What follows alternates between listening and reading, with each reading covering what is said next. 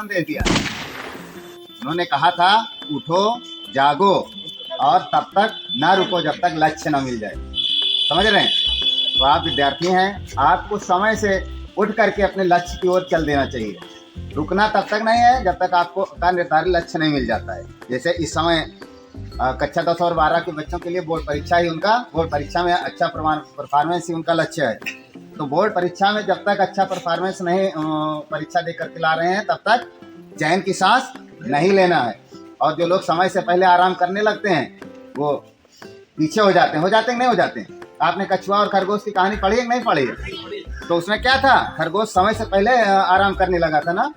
कछुआ और खरगोश दोनों रेस पर निकले तो खरगोश को लगा कि अरे कछुआ बहुत धीरे धीरे चल रहा है, वो आ रहा है आराम से, हम तो अभी एक छलांग में पहुंच जाएंगे अपनी जगह पर, निर्धारित जगह पर। इसी चक्कर में वो क्या, एक पेड़ के नीचे आराम करने लगा तो सो गया।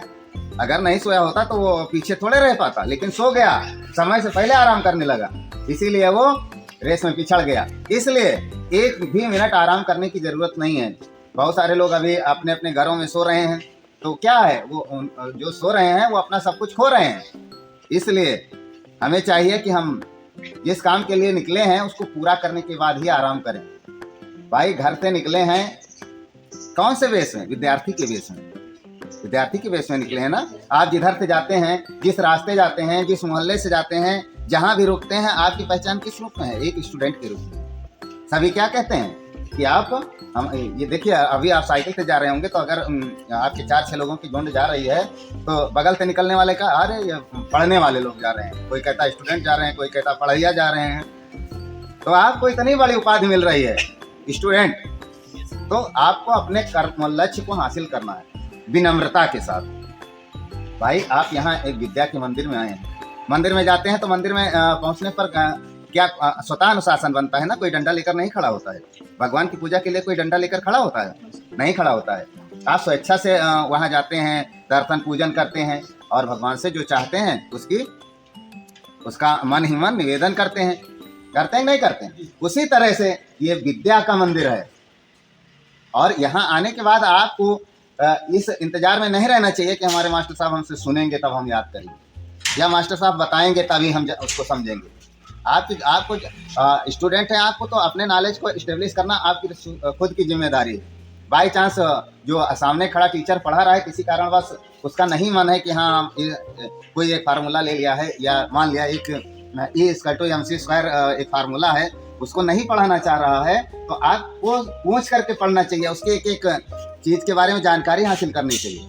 तो जब इस तरह की चेष्टा बनेगी, जैसे मंदिर में जाते हैं तो भगवान से स्वतः अनुशासित होकर के प्रार्थना करते हैं कि भगवान हमें ये दे दीजिए। उसी तरह से यहाँ क्या है, स्कूल है, मंदिर, और इस मंदिर में विद्या की देवी माँ सरस्वती हैं। उनको मन में उनके लिए संकल्प ले करके आप अपने को पाने की, लगातार अपने लक्ष्य को पाने की कोशिश करना है। जब चाहेंगे तभी मिलेगा, बिना चाहे कुछ मिलने वाला नहीं है।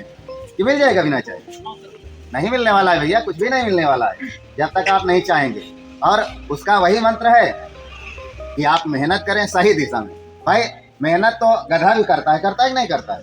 खेत में चलने वाले बैल भी करते हैं, लेकिन उनकी क्या है, दिशा नहीं सही है। वो गुलामी के पथ पर चलते हुए, भाई कितना भी ताकतवर जानवर है, अभी आप घरों में क्या होती, भैंस होती है, एक रस्सी में बंधी रहती नहीं बंधी रहती, जबकि उसके पास इतनी ताकत है कि अगर वो अपनी ताकत का प्रयोग कर दे तो वो रस्सी उस मायने नहीं रखती है। लेकिन क्या है, उसकी गुलामी की आदत पड़ गई है शुरू से, जब से उसका जन्म हुआ है हमेशा वो रस्सी के सहारे जीवन बीत रहा है। तो आपको रूढ़िवादिता से बाहर निकलना है, जो समाज के कचरे हैं उन कचरों से बाहर निकलना है। जब बाहर निकलेंगे तभी कुछ कर पाएंगे। अभी आपने देखा है कुछ ही साल, 70-75 साल पहले अपना देश भारत गुलाम था नहीं था? गुलाम था ना। तो अगर हमारे पूर्वजों ने प्रयास नहीं किया होता तो हम भी उसी गुलामी में चलते कि नहीं चलते? जो डर्रा बना हुआ था उसी में हम आप सभी चलते रहते। लेकिन हमारे पूर्वजों ने प्रयास किया और उन्होंने हम सभी को स्वतंत्र कर दिया। आज हम स्वतंत्र भारत में जी रहे हैं और लगातार देश को अपने आगे बढ़ाने की कोशिश कर रहे हैं। तो आप तो विद्यार्थी हैं, आप हिंदुस्तान के ऊर्जावान सिपाही हैं। आप आने वाले समय में देश की बागडोर आप लोगों के हाथ में आएगी, और जब हाथ में आएगी तो आप इंटेलिजेंट रहेंगे तो देश को भी उसी रफ्तार में आगे बढ़ाएंगे। इसलिए रूढ़िवादिता को छोड़िए डर से नहीं, शौक से पढ़ाई कीजिए। माँ सरस्वती से विनती करते हुए ये कोशिश करिए कि आप स्कूल आए, क्लास में बैठे हैं, तो जो फार्मूला पढ़ रहे हैं उसका एक एक पॉइंट आपको पता हो। जब पता होगा तो परीक्षा आएगी, परीक्षा आएगी तो जो कुछ भी क्वेश्चन आएगा तो दबाव नहीं बल्कि आनंद मिलेगा, क्वेश्चन आंसर हल करने में आनंद मिलेगा। इसलिए भैया मेहनत कीजिए, सभी लोग पढ़ाई कीजिए। किसी के ये ना सोचिए कि हम दबाव में आएंगे तब काम करेंगे। दबाव में काम नहीं होता है, समझ रहे हैं? दबाव में काम नहीं होता, दबाव में दिमाग काम करना बंद कर देता है। इसलिए शौक से पढ़ाई कीजिए, मन से पढ़ाई कीजिए और घर वालों के सपनों को साकार कीजिए। धन्यवाद।